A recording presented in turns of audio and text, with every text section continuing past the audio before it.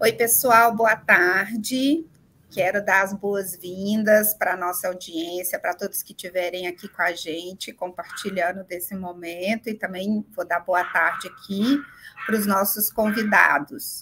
Eu vou dar uns minutinhos, né? Como a gente está ao vivo, a gente sempre aguarda uns minutinhos para poder iniciar efetivamente aqui a conversa, tá?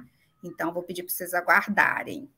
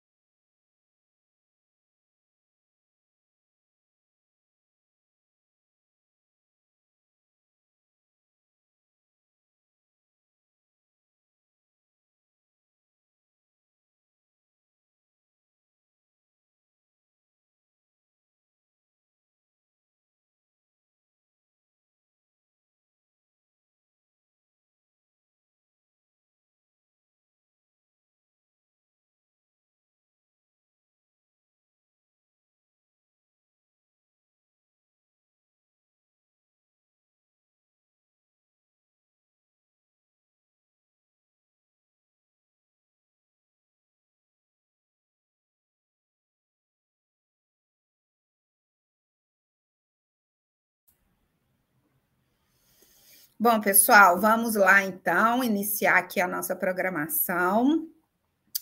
Hoje a gente vai discutir, então, estou aqui com meus convidados para a gente poder debater um pouco aí quais são os reflexos que a Conferência Mundial do Clima, que aconteceu em Sharm el-Sheikh em novembro do ano passado, vai trazer aí para o setor privado, né? A COP27... ela aconteceu no Egito esse ano. A escolha do país, ela nunca é de uma maneira despretensiosa, então existe sempre uma intenção por trás dessa escolha. A ideia era justamente reforçar aí a discussão de perdas e danos, que os países eles vinham tentando incluir na agenda oficial da COP já há alguns anos, e sempre houve uma grande resistência dos países desenvolvidos. Então, a ideia era justamente dar força a essa discussão, e ela acabou entrando, então, na pauta, na agenda oficial da COP27, e houve um avanço bem interessante nesse tema. A COP27 também foi chamada COP da implementação, porque durante a COP26, né, os países conseguiram finalmente fechar o livro de regras do Acordo de Paris. Então, a ideia era justamente avançar agora na implementação, principalmente no que fosse relativo ao ao artigo 6 do Acordo de Paris, que trata aí do mercado de carbono internacional. A escolha do país também, ela foi um pouco controversa, em razão da dificuldade de acesso, que poderia trazer uma dificuldade aí para algumas organizações não internacionais, organizações não governamentais, representantes da sociedade civil, de poderem participar da COP, e também em razão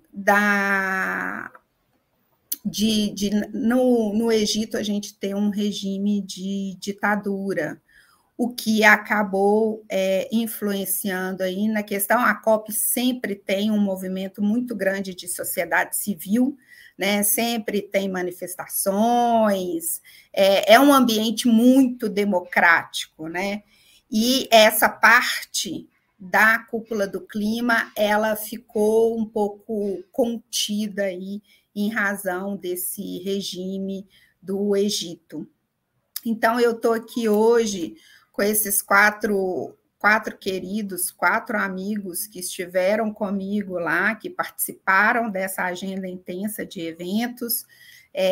Karen Tanaka, que é gerente de sustentabilidade da Ambev, a Laura Albuquerque, que é gerente de consultoria da Way Carbon, o Cristiano Oliveira, que é gerente de novos negócios da Suzano, e o Fabiano de Andrade, que é consultor jurídico internacional e co-diretor do grupo de especialistas em direito e mudanças climáticas na Comissão Mundial de Direito Ambiental da IUCN.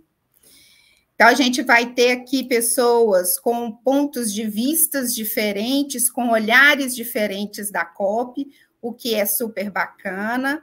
E aí eu vou começar com minha amiga Karen Tanaka aí. Queria ouvir, né, inicialmente da Karen e da Laura, porque a gente enfrentamos alguns desafios aí no Egito, por sermos mulheres, por estarmos ali num país que tem uma forte influência muçulmana. E aí queria ouvir um pouquinho de vocês, então, como é que foi a experiência dessa COP? E depois ouvir, obviamente, do Cristiano e do Fabiano, como é que foi essa COP para eles. Então, Karenzinha, a palavra é sua. Oi, pessoal, obrigada pelo convite, Ana, um prazer estar aqui com você de novo e com os colegas, né, já de longa data esse pessoal está há muitos anos trabalhando com clima, com biodiversidade e natureza, é bom encontrá-los aqui. Laura foi minha colega aí de algumas semanas juntas já anteriormente, então prazer. Que bom que a CMA está fazendo esse evento, a gente acha assim, já passou muito tempo. Não, a COP, ela acontece durante o ano. A reunião que tem no fim do ano é uma reunião de decisão, uma reunião de encontro, de conversa final. Mas o trabalho de articulação, de conhecimento, de envio de documentos oficiais é durante o ano inteiro. Então, foi bom começar agora em janeiro para fazermos um apanhado do que aconteceu com o novo governo, né, o que vem aí pela frente. Então, momento oportuno. E em relação, assim, pessoalmente, sobre a nossa experiência, foi uma COP aí ainda pós para alguns, mas durante a pandemia para outros ainda. Então, todos os desafios que vocês imaginam disso tivemos, né? Eu tive uma experiência muito mais positiva do que algumas colegas e alguns colegas. Tenho as dificuldades de uma cidade muito pequena receber um evento tão grande, desde infraestrutura, né, de hotéis, de alimentação e de tudo mais, mas a gente viu que eles se esforçaram muito. Então, o povo egípcio é uma simpatia, né, sem fim, fazem tudo para nos agradar. Os serviços, né, durante o evento também, a gente teve alguns problemas de infraestrutura, de internet, de alimentação. Então, eu lembro que eu encontrava a Ana. Isso aqui é só uma fofoca interna, né, gente? 2 da tarde, vamos comprar o nosso sanduíche, senão acaba a comida. Então, quem não vê quem não vê close, não vê corre. Então, tem tudo isso acontecendo na COP. Às vezes a gente come no chão, é uma loucura. Mas ela vale a pena, porque a gente está ali por um outro motivo. E eu acho que essa COP, na parte da agenda de justiça climática, foi um grande trunfo dela. A gente achou que podia ser muito pior, mas tivemos alguns casos com os ativistas, mas que foi uma COP em que eles fizeram o barulho deles e foi ótimo. Eles têm que ser ouvidos e a gente também tem que ouvir eles, levar essa mensagem para frente. Então, eu gosto muito de ter visto aí muitos ativistas na conferência e meus colegas de empresa. Então, acho que eu dou essa introdução aí. De resto, acho que tem aí muitos encaminhamentos aí sobre, né, o livro de regras e também o Global Stock Take. A gente vai falar um pouco aí hoje. Bem, pegando o gancho aqui, né, e assim, mais uma vez, obrigada, um super prazer estar com todas essas pessoas maravilhosas que estão aqui, então não vou chovendo molhado, só ecoar as palavras aí da Karen. Mas falando um pouquinho de experiência, né, acho que foi a 4ª COP que eu participo, cada uma com a sua característica bem diferente, dependendo do país que hospeda. Mas assim, focando um pouco mais nos últimos 2 anos, que eu acho que a gente teve uma aceleração assim, da agenda como um todo, a minha preparação para ir para a COP foi um pouco diferente, exatamente por ir para um país muçulmano e ser mulher. Então a gente recebeu algumas orientações não comuns da própria ONU como entidade observadora, né? Nós como observadores das negociações. Então a gente recebeu algumas orientações que no passado eu nunca tinha recebido. Mas acho que como experiência como um todo, tem um ponto curioso que ele é pessoal, ele não é profissional, mas ele fortaleceu muito as mulheres. E a gente criou um grupo de mulheres ao longo da COP para se fortalecer e se apoiar com questões logísticas, questões pessoais e profissionais ao longo da COP. Então, eu acho que não posso deixar de citar o grupo que foi formado de mulheres na COP27, acho que são 60 e poucas, Karen talvez tenha esse número aí de cabeça. Mas foi uma rede muito forte que foi formada de mulheres brasileiras na COP27 por conta desse contexto de estar num país diferente, bem diferente da nossa cultura. Eu acho que esse é um primeiro ponto. E aí outros dois pontos que eu acho que foram bem diferentes das COPs passadas, a Ana já comentou um pouco dessa parte da mobilização na área externa da COP, né? Mobilização da sociedade civil na área externa da COP. A gente não teve isso, a gente teve só um tipo de agenda com mobilização externa na COP, que foi uma agenda de alimentação, muito focada no veganismo e nessa agenda de segurança alimentar. Mas dentro da COP, dentro do pavilhão, quando a gente pisava num ambiente um tanto diferente do ambiente externo, né? E aí eu acho que tem dois pavilhões que me chamaram muita atenção aí no âmbito de foco a novos atores, que é o pavilhão da juventude, que eles tinham um painel que foi sendo construído ao longo da COP, o painel da participação da juventude ao longo da COP, que é uma foto maravilhosa, um painel que foi sendo construído ao longo, né, das negociações e ao longo do que era a participação da juventude nas negociações. Então foi super impactante.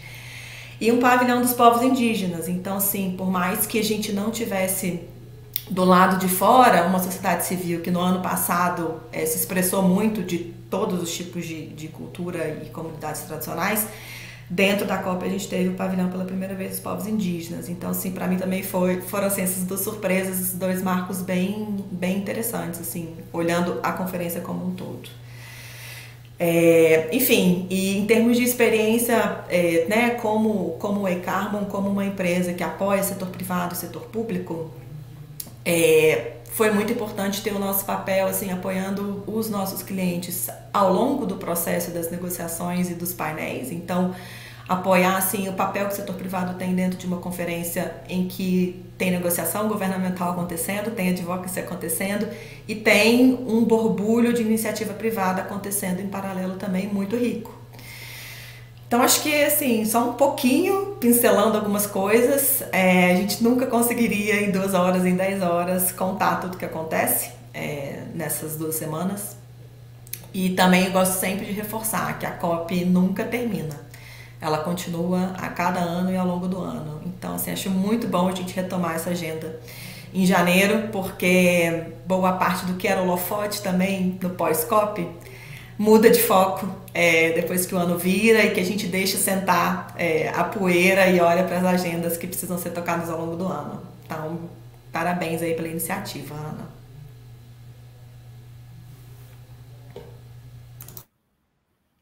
Cristiano, agora é com você. Boa, muito obrigado, pessoal. Boa tarde, Ana. Obrigado pelo convite. Prazer estar aqui com pessoas, como a Ana falou, tão queridas. E muito bom dar continuidade à COP, né? COP 27.2 aqui, a gente conversando, lembrando um pouquinho como foi. Aí dividiria em 2 partes, assim, eu acho que reações à logística propriamente dito. Karen e Laura já falaram um pouquinho sobre. E depois falando um pouco impressões gerais, assim. Então, questão logística, né, para além dessa triste dificuldade, em particular para as mulheres, né, foi uma COP, como a Karen falou, numa cidade pequena, mas uma cidade espalhada, em que eu acho que tinha menos oportunidade fora do centro de convenções de ver pessoas, de trombar em pessoas, né, as COPs, as outras 2 COPs que eu participei, foram um pouco mais, talvez, concentradas em cidades com características urbana mais concentrada, e isso cria algumas oportunidades para o acaso, que é legal, né? Você conhecer pessoas diferentes, sair um pouco mais da bolha. Afinal, a COP, na verdade, são várias COPs ao mesmo tempo, são vários eventos, né? Eu acho que é importante começando falando disso aí, né?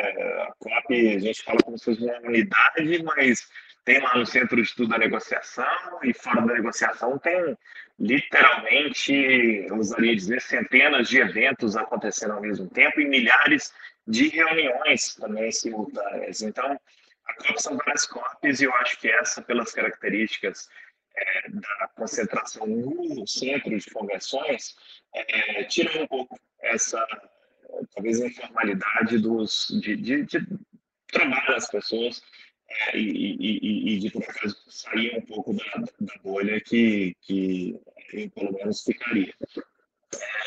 Então, tinha essa dificuldade. E todas as outras dificuldades da informalidade, da logística, da região, enfim, que adicionaram uma série de obstáculos a mais e fizeram com que essa COP fosse a própria definição do perrengue chique. Né? Eu acho que se procurar um dicionário lá, perrengue chique, vai encontrar foto do ano falando, caçando, paga-se com centenas de outras pessoas lá de fora da convenção e sem conseguir, negociando e muito, muito, muito complicado, mas enfim, eu acho que até essas dificuldades criam um senso mais de parceria, criam mais histórias e que é importante também. Em impressões gerais, eu destacaria particularmente aqui para o nosso universo o protagonismo imenso, assim, ressaltado das empresas, né, do setor privado. Isso acho que já vem numa crescente de COPs anteriores. Na verdade, eu acho que essa COP, eu colocaria que é uma crescente de COPs anteriores, é uma continuidade. Não diria que tem nada, na minha impressão, pelo menos uma grande quebra em relação à COP de Glasgow, mas algumas tendências que continuam. Então, a voz mais ativa do setor privado, que continua também, bem destacou assim, essa visão da importância da voz e da representatividade de comunidades indígenas, comunidades tradicionais. E um outro ponto que eu colocaria aqui também é começar a olhar a clima de maneira mais sistêmica do que vinha acontecendo anteriormente. Então, destacando, a Karen falou uma palavra importante, a conexão de clima com natureza, né? Essa palavra que diz muito e que eu sinto que muitas vezes fica meio que a parte das discussões quando a gente fala de clima, quando a gente fala de carbono. Então, impressões gerais aqui para começar. Ai, legal, obrigada, Cristiano. Uma coisa que eu achei interessante, apesar de todas essas dificuldades que vocês estão colocando, para mim, a sensação que eu tenho é que a gente criou laços mais fortes, sabe? Eu acho que por todo o cenário do país, eu tive a impressão que as conexões foram mais fortes, sabe? Todo mundo ficou mais próximo, porque estava todo mundo no mesmo perrengue, como diz o Cristiano aí, né? Então, a tendência é essa, é a gente se aproximar mais e se ajudar mais. Então, esse eu acho que é um ponto que foi super legal e bem interessante nessa COP. Mas eu queria ouvir agora o Fabiano. Fabiano, e aí, como é que foi essa COP para você? Em primeiro lugar, boa tarde também, pessoal. Obrigado mais uma vez, Ana, pelo convite. É um prazer estar aqui. Para mim foi, né, uma experiência super interessante, como sempre participar de uma COP. Eu não participava desde antes da pandemia, então foi um prazer retornar. Eu acho que, de certa forma, a maioria das COPs que não acontecem ou na sede da convenção em Bonn, ou em grandes cidades da Europa, etc., elas têm as suas dificuldades, ou mesmo quando elas acontecem, porque é sempre uma dificuldade logística, sempre tem suas questões. Glasgow eu não estava, mas ouvi também de muita gente que a acomodação foi um grande problema, que a comida também era horrível. Então não foi uma exclusividade do Egito, eu acho. Essa parte é sempre parte da experiência. Mas eu acho que eu ecoo um pouco, de certa forma, tudo que o pessoal já comentou até agora, e talvez reforço ou trago dois pontos. O primeiro, que realmente me chamou a atenção, cada vez mais a presença bem forte do setor privado, né? E eu vejo isso como uma coisa super positiva. Inclusive, pelo que eu me recordo, o pavilhão da ICC, da Câmara Internacional de Comércio, era um dos maiores e mais legais, era um ponto de encontro do pessoal ali, tanto dos brasileiros quanto dos internacionais. E isso é uma coisa bem interessante, se a gente for olhar de uma forma histórica. As COPs são majoritariamente um processo intergovernamental, né? Mas o fato de que cada vez mais outros atores estão participando, eu só posso ver como positivo. Pessoas, inclusive, às vezes questionam a presença do próprio setor petroleiro lá, mas eu também vejo como importante trazer esse setor para a discussão, porque é, claro, um setor chave, né, para qualquer coisa que a gente fale sobre clima. Então, estando todo mundo ali, tá todo mundo exposto, todo mundo colocando a cara para debate e trazendo seu ponto de vista. Isso só pode resultar, eu acho, em progresso. Então, a segunda coisa que eu queria já começar a trazer é o que todo mundo nos pergunta, né, quando a gente volta. Tá, mas e aí? O que foi decidido? Fizeram alguma coisa nessa COP? Porque a gente não vê nada, é tudo tão devagar, o pessoal cobra, né? É verdade. E assim, talvez seja até importante pontuar para essa nossa live de hoje, que é focada no setor privado, nas empresas, nos escritórios de advocacia, que esse é um processo multilateral, intergovernamental, que é próprio né, da própria natureza da Convenção Quadro das Nações Unidas sobre as Mudanças Climáticas. Ela tem essa característica de ser uma convenção quadro aberta, em que os objetivos são constantemente negociados através das COPs. Isso, infelizmente, talvez traz o fato de que é um processo de decisão lento, arrastado, às vezes muito mais lento do que a gente precisaria ou gostaria, né? Por exemplo, se criticou muito o fato de não, de certa forma, não se avançar mais na ambição de mitigação das mudanças climáticas. Por outro lado, a gente teve avanços e a gente tem que entender que, sendo tudo por consenso, é tudo demorado, mas que não tem, na minha visão, talvez outra forma, porque a gente precisa de todos esses atores, né? A gente precisa dos estados, a gente precisa dos governos, e desde o Acordo de Paris, por exemplo, eu vejo um engajamento muito mais presente de atores que talvez estivessem um pouco distantes, como China, né, que são importantes poluidores. Então, no meu ver, a avaliação do progresso da COP tem que ter um pouco essa perspectiva em conta. E aí, quando a gente vê, né, coisas como os perdas e danos, que tu mencionou antes, avançando, isso aí é bem importante. E a outra coisa é que as COPs também tendem a ser um pouco cíclicas, né? Tu também pontuaste isso no início, Ana, mas tem COPs que realmente a ambição é tomar grandes decisões e outras que são, de certa forma, para encontrar meios de implementação, e essa era uma delas, né? Então, em muitos pontos, eu acho que a gente vai entrar neles agora, mas em muitos pontos houve sim avanços em termos de decidir o que fazer nos próximos anos aí. Eu achei super legal essa sua contextualização, Fabiano, porque existe uma grande expectativa com relação às negociações, né? E a gente sente essa cobrança, a gente que participa e tal, mas o ambiente das negociações, é isso que você explicou mesmo, é muito lento, porque os países estão negociando soberania, eles não estão negociando um plano de ação qualquer, né? Cada vez que você aceita e assume um compromisso ali dentro, você está deixando um pedacinho da sua soberania ali em prol de um bem maior, né? Então, não é fácil, nunca vai ser rápido, e essa é a mecânica. E a gente precisa de política pública, porque é a política pública que traz segurança jurídica para o que o setor privado precisa fazer. Então, a gente tem essas duas partes, né, que são bem interessantes na COP, que tem a parte da negociação, mas tem aquela outra parte lá, que é onde a gente acaba se movimentando, mas que é onde você tem organização não governamental, você tem setor privado, você tem governos subnacionais, você tem... Então, assim, você tem uma miríade, né, de atores ali que também estão discutindo, mas ali a gente está tendo uma discussão muito mais no ambiente prático de implementação, né? O que a gente aqui, esses agentes também podem fazer, né? E o setor privado, ele tem um papel muito importante, muito relevante, porque ele tem a rapidez que os governos não têm, né? Ele tem uma rapidez, ele consegue implementar uma mudança mais rápida do que a nível governamental. E aí a gente consegue ter essa influência de baixo para cima também, porque aí você tem uma cobrança dos governos para que eles se estruturem e deem a estrutura jurídica que precisa para ter os investimentos necessários, né? E aí eu queria, então, ouvir um pouquinho de vocês agora, e aí vocês fiquem à vontade agora, quem quiser pegar a palavra, por favor, né? Eu tô super querendo pular nessa fala de vocês dois. Então pula, por favor. Porque eu acho que tem duas coisas, assim, uma palavra que o Fabiano usou, que é intergovernamental, e essa conexão que você falou agora, Ana, de o que acontece dentro do setor privado e como que a gente consegue carregar isso para a agenda de negociação e o contrário também.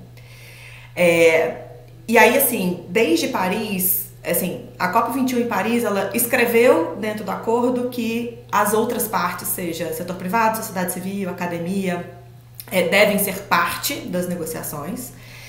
E Marrakech fez a parceria e criou o mecanismo para que esse canal acontecesse. E eu acho que a gente se perde muito, e aí a gente falando como setor privado mesmo, né? Assim, em como realmente contribuir de forma prática nessa agenda e os canais oficiais com os quais a gente pode realmente enviar recados para dentro da sala de negociação, mostrar cases dentro da sala de negociação. E aí, para isso, eu sempre resgato, e assim, isso para mim ficou muito forte nessa COP, porque a gente viu uma participação muito grande do setor privado, a gente viu muita coisa acontecendo fora da sala de negociação, e eu me perguntava como que a gente leva isso tudo que está aqui, ali para dentro daquela sala de quem está realmente decidindo. E o instrumento para isso é a Marrakech Partnership, porque ela está olhando para uma agenda e ela validou a agenda que foi feita, na verdade, o foco da agenda de roadmaps tecnológicos, que eles chamam de breakthrough tecnológicos, ela foi proposta em Glasgow ano passado, ela foi validada na COP27 agora, e ela vai ser implementada pela parceria. Então, é o momento que os setores têm para apresentar as suas melhores práticas, os seus melhores cases, para alimentar essa agenda formalmente, de forma concreta.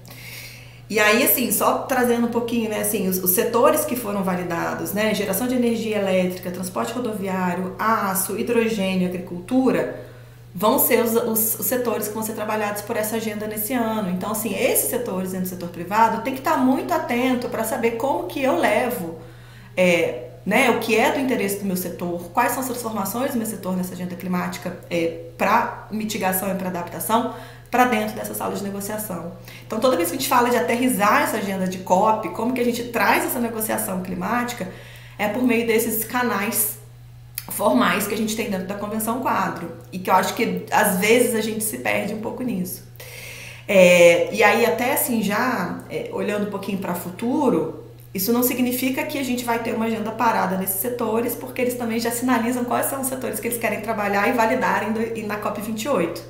Que são setores de edificação e cimento.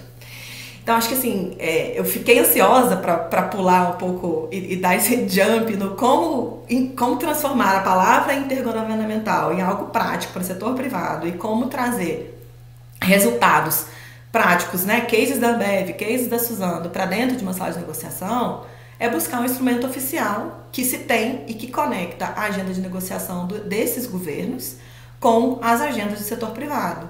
Então, assim, a Global Marrakech Partnership, ela tem uma agenda que é a agenda oficial de engajamento do setor privado e das outras partes também, sociedade civil, academia, enfim, e outras frentes. Então, toda vez que alguém pergunta como influenciar as negociações, então, assim, por meio de um advocacy consolidado, setorial, dentro da Global Marrakech Partnership, né, com seus pontos focais, dentro da pauta e da agenda oficial da COP. Então, assim, eu nunca me seguro para comentar sobre isso. Então, só para a gente poder ter, assim, claro para todo mundo que existe um instrumento oficial para alimentar essa agenda.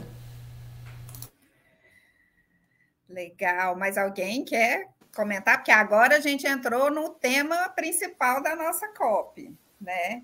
E aí, quais são aí os take-outs e os deveres de casa que vão sair, que saíram, vão sair dessa COP para o setor privado, e o que fica aí para ele trabalhar esse ano até a gente chegar na COP28? Posso dar uma continuidade? Então, continue.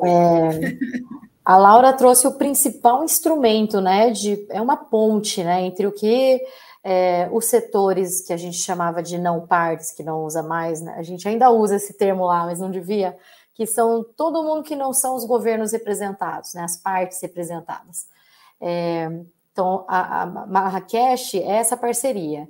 Então, assim, para dar um exemplo real, a gente tem aí 1000 maneiras para qualquer empresa de participar disso, né? Há uma série de compromissos públicos que a empresa pode começar a entender, como ela pode entrar, como ela pode se envolver, trazer as lideranças, né, engajá-las nisso, versá-las sobre o tema, porque a gente tem empresas hoje, né, as grandes empresas são maiores do que muitos países, então o peso que ela tem numa negociação dessa também não é de se, apesar de não ser, né, não senta na mesa oficial de negociação, a interministerial, em que se vota, em que saem os resultados, ela tem uma influência em todas as etapas até chegar lá. Até o ativismo climático, as ONGs, os fóruns de discussão.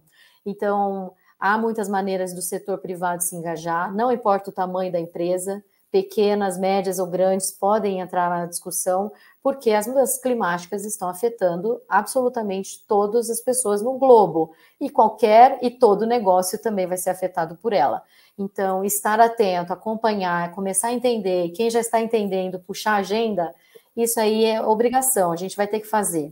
Então, quando a Laura fala de Marrakech, ela é a principal e a primeira. Hoje a gente tem algumas outras nascendo, então as iniciativas de alguns setores, de alguns países. A gente teve aí, vou trazer um exemplo aí que a gente fez, né? Uma conversa com o Gonçalo Munhoz, que é um dos campeões do clima, que a gente chama, que são pessoas escolhidas do mercado para liderarem a ambição climática em todos os setores que não são de governo. Então, o governo federal, mas eles atuam com governos estaduais, municipais, ONGs e empresas. Então, Gonçalo Munhoz aí foi o primeiro Climate Champion, né, da ONU. A gente tem até para 28, eu vi que a Verena perguntou, a gente vai ter a primeira mulher Climate Champion, que é ótimo. E a gente trouxe ele para bater um papo com os nossos fornecedores. E foi incrível, porque os fornecedores puderam ter um contato direto com uma liderança dessa, e é alguém que anda o mundo coletando informações, coletando input, entendendo o que é possível fazer e mostrando para o governo, a sua lei que você está estudando, tem gente já fazendo. Você não precisa ter dúvidas, pode né, mandar bala. Então, isso é uma coisa. E uma outra coisa que eu participei esse ano, no último ano, né, foi o Global Stocktake, que é esse balanço geral que a gente chama. É um grupo, é uma iniciativa aí que nasceu na penúltima COP, e para vocês verem que leva tempo, porque as pessoas têm que se organizar. São países inteiros tendo que aprovar ou internalizar leis ou regras que são estabelecidas para fora.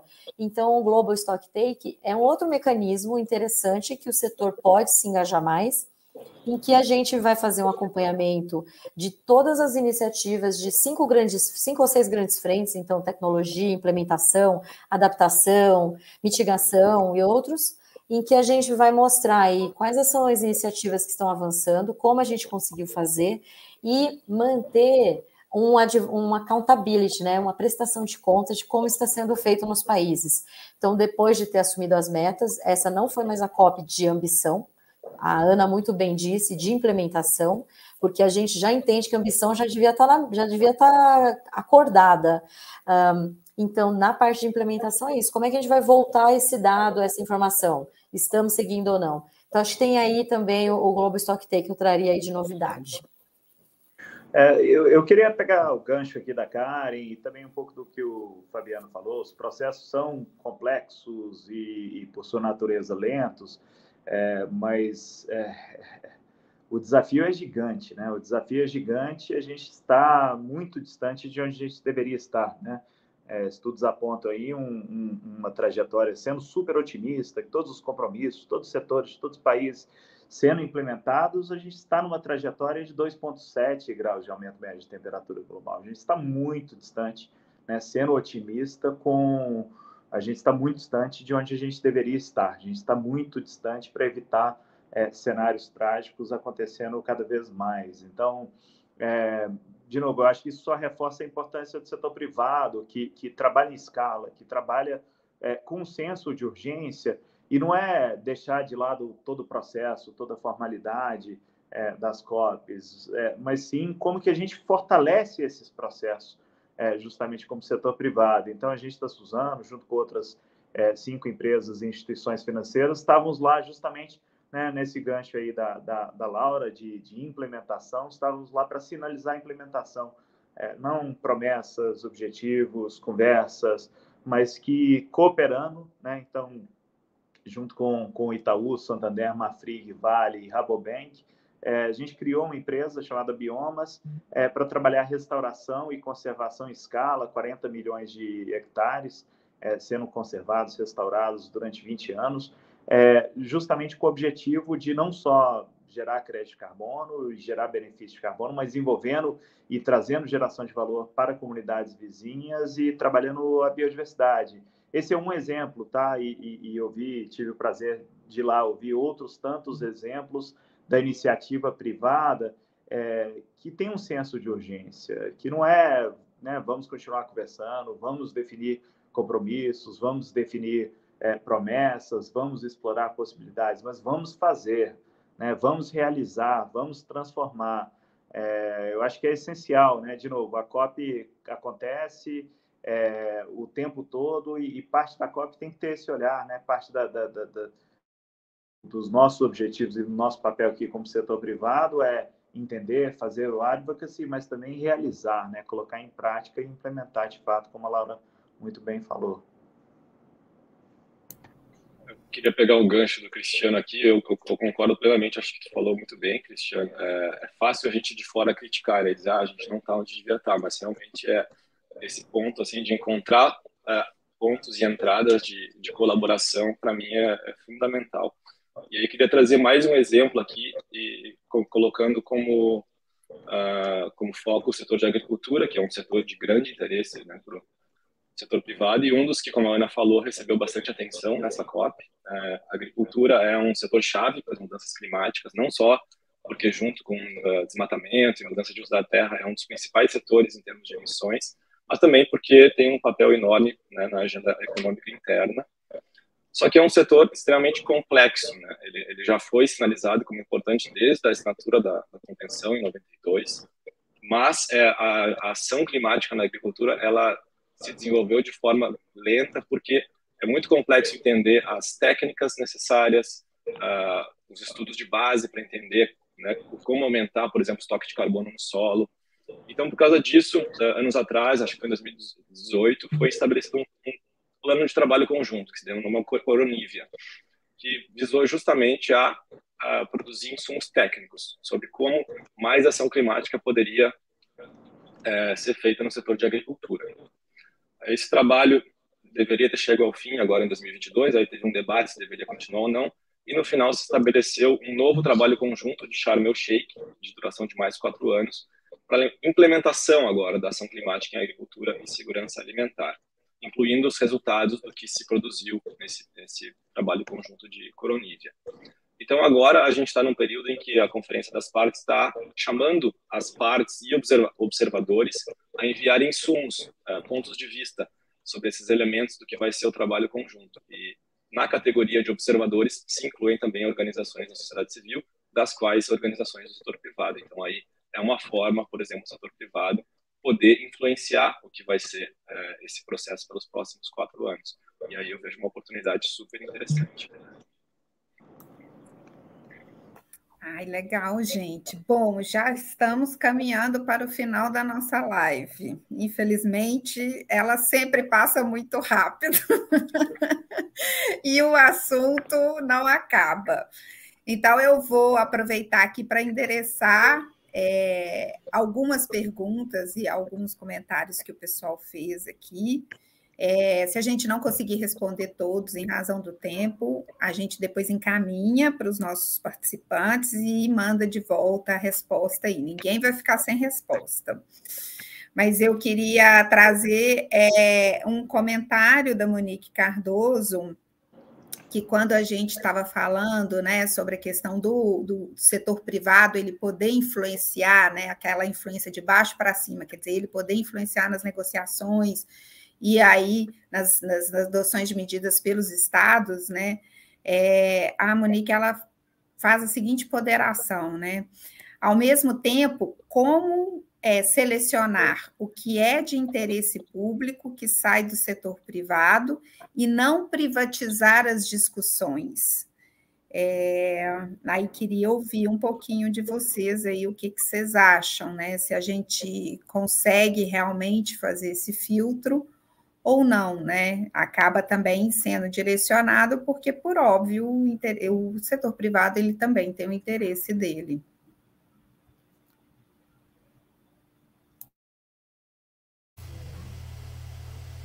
Posso começar um pouquinho respondendo, mas acho que assim, Ana, a gente está chegando num momento de urgência de decisões, e aí eu vou citar a Global Marrakech Partnership de novo, porque ela traz uma palavra que para mim, assim, dentre os 4 eixos de viabilizar, como viabilizar a participação do setor privado, essa integração com a agenda pública multilateral, uma delas, na verdade, um viabilizador, que não é uma palavra, colaboração radical. Então, assim, a gente precisa quebrar a forma como a qual a gente estabelece as parcerias. A gente tem transparência entre empresas do mesmo setor, de uma cadeia, junto com o governo, porque o nível de colaboração que a gente precisa para o tamanho do desafio, ele é muito maior do que os muros que estão entre cada um dos setores, seja ele público, seja ele privado, e dentro das cadeias. Então, assim, pode parecer, inclusive, um tanto ingênuo, porque no dia a dia cada um puxa, sim, a sua agenda de maior interesse, mas acho que se a gente conseguir, né, ter pelo menos um mantra ao longo desse ano de colaboração radical para poder olhar para a sua cadeia, para poder olhar para a sua área de influência de uma outra forma, a agenda que é de mudança do clima, que impacta todos nós igualmente, ela pode ser olhada de uma outra forma e com uma tentativa de um viés, pelo menos, entre privado e público um pouco menor. Mas é onde eu busco um pouco da solução para isso. Então, assim, começando por aqui a resposta, porque assim, tem várias camadas que a gente pode explorar. Se eu puder adicionar, Laura, também a pergunta da Monique, assim, eu acho que eu não separaria tanto o público do privado. Eu acho que existe uma oportunidade de negócio para as empresas também trabalharem no desenvolvimento de soluções. De novo, assim, os desafios são tão complexos, sistêmicos, que pode ser incrível para negócios que saibam trabalhar, endereçar esses problemas, né? Então, como buscar esse valor compartilhado, assim, que seja bom para as empresas e seja bom também para a sociedade, né? Eu acho que é o que a gente espera ver cada vez mais do sistema capitalista, né? Uma convergência de interesses.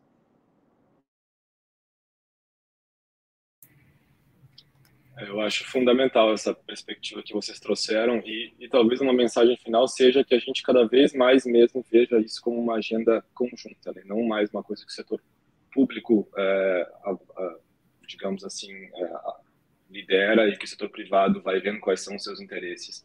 Eu vejo pelo menos muito isso trabalhando muito dentro dessa temática, vejo que pessoas com as quais eu convivo e converso que não estão tão dentro, né, dessas discussões ainda veem essa agenda às vezes como uma coisa tipo, não sei se isso é para mim, não sei como isso me afeta, e talvez isso seja inclusive um entrave para outras coisas. Mas na verdade é que vai todo mundo sofrer de alguma forma as consequências das mudanças climáticas, e já é hora de que todo mundo, em todos os setores, veja que isso não é mais uma agenda puramente ambiental, não é uma coisa para bicho vivo, é uma agenda de desenvolvimento, é uma agenda de direitos humanos, é uma agenda econômica também, grandemente.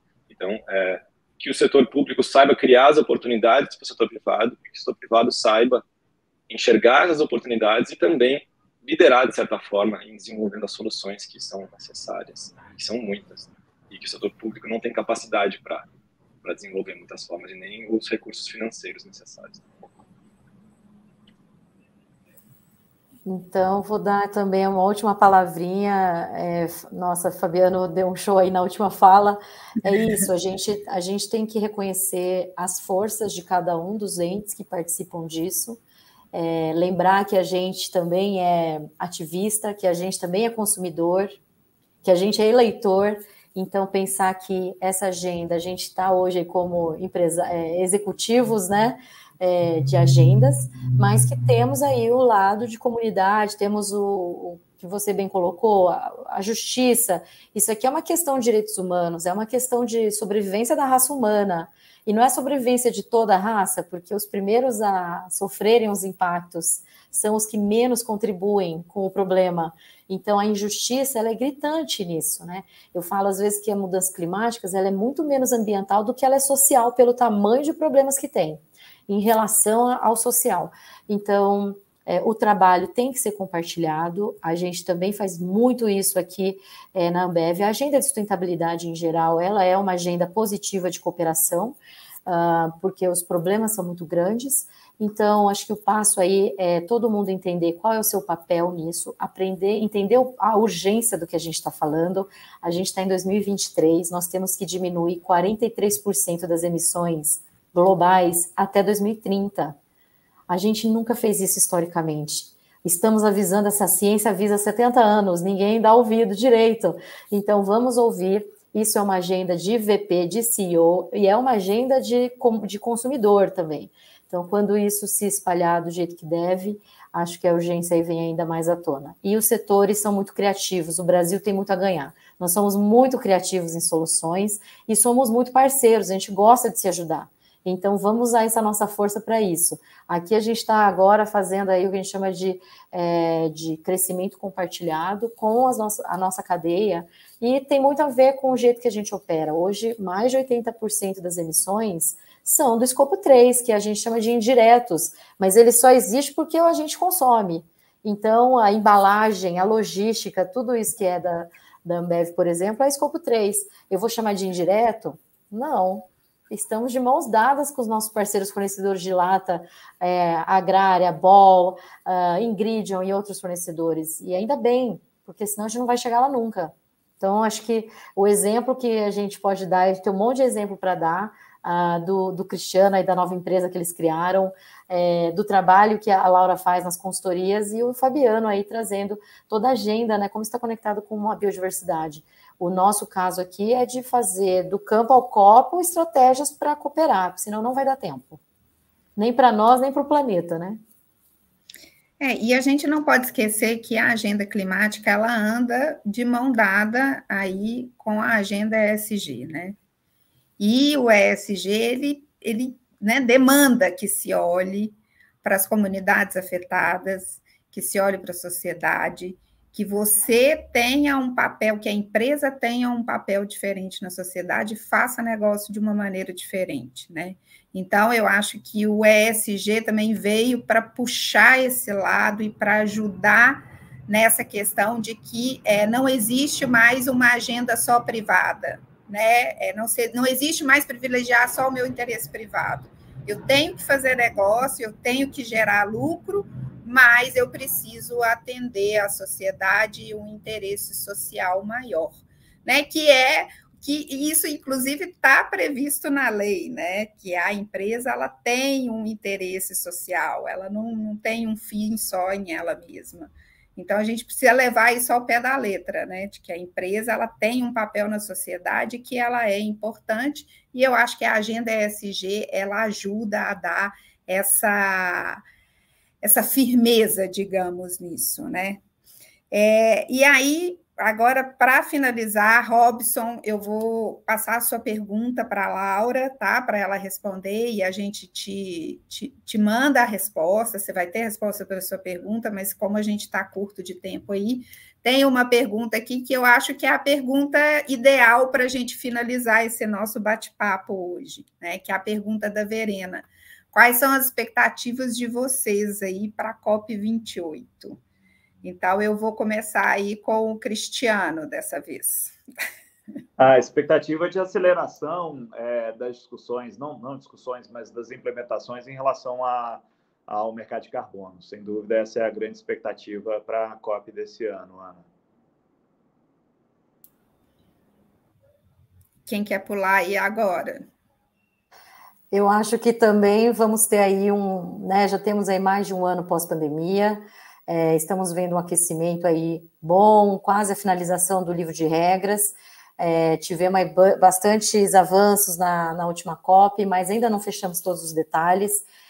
O artigo 6, aí quando vocês vão falar de Acordo de Paris, o artigo 6 que tem a ver com o setor privado e de todas as ferramentas que a gente chama de colaborativas, né, para que a gente chama de mercado de carbono, então elas todas estão aí em processo de finalização. A criação de órgãos e de fóruns multilevel para acompanhar esse tipo de critérios e tudo mais, então é o que a gente falou, está rolando o ano inteiro, e também a expectativa de daqui a alguns anos a COP ser no Brasil, e talvez da Amazônia, então Belém acaba de se candidatar, o que é uma ótima notícia, e vamos ver se a gente consegue aprovação aí regional e depois na convenção. Então, vejo aí com o papel do Brasil cada vez mais atuante, isso é ótimo.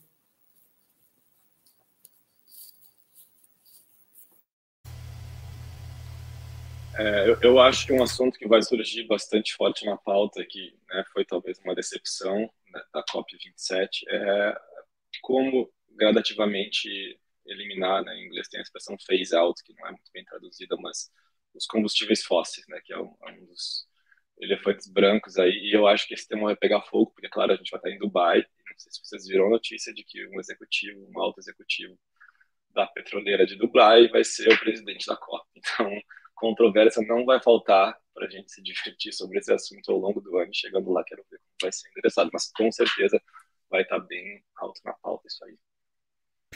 Se a gente achou que a COP27 foi polêmica, né? Vamos ver a COP28.